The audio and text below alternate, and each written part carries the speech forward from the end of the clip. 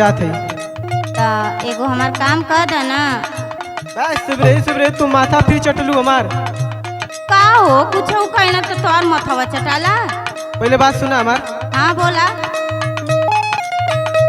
हरे माथा रोज चटेलू आ जाला तो बाटेलू। अरे तो कोनो सामान के दिया ना जाला का।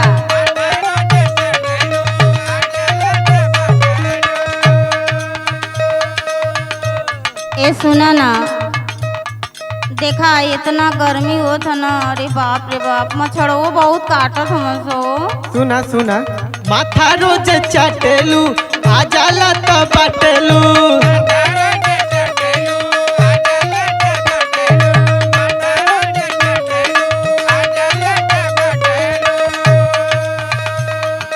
माथा रोज चटेलू आ जाला तो बाटेलू।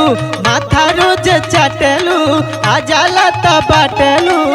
जुए पसीना सैया होता नी गील हो बजरिया से लादा सैया।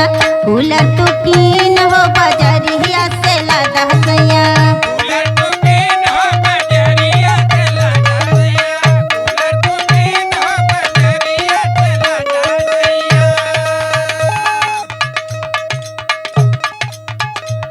लगल तो है गर्मी चापे।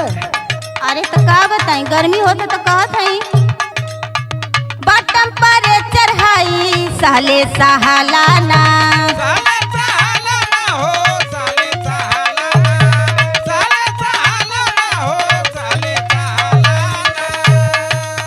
तोहरा के राजा जी हो तनको बुझाला ना।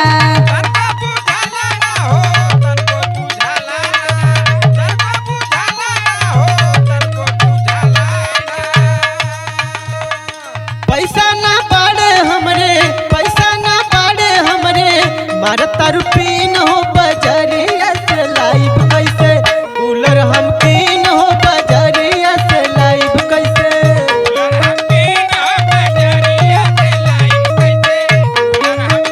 हाँ तोहार तो रुपये पैसा घट जाला। 1 रुपया ना तो तोके चाय लगब। अब ही गर्मी शुरुआत भइल है।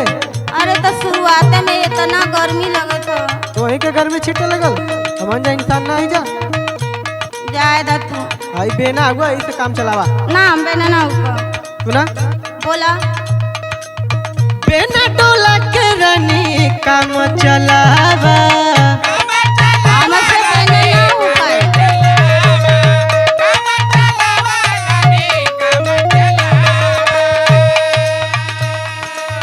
महंगा बलाइन नहीं रीडिंग बढ़ावा।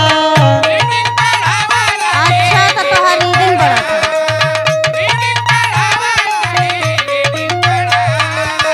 दीपक या शोक सुना, दीपक या शोक सुना। गरम मशीन हो बजरिया से लादा सैया।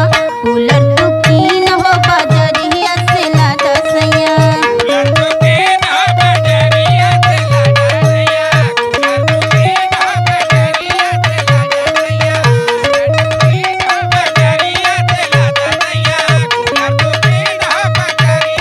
अब लगत तो तोरे जिद पर नहीं वही की पड़ी हमके। हाँ तो लिया दा ना।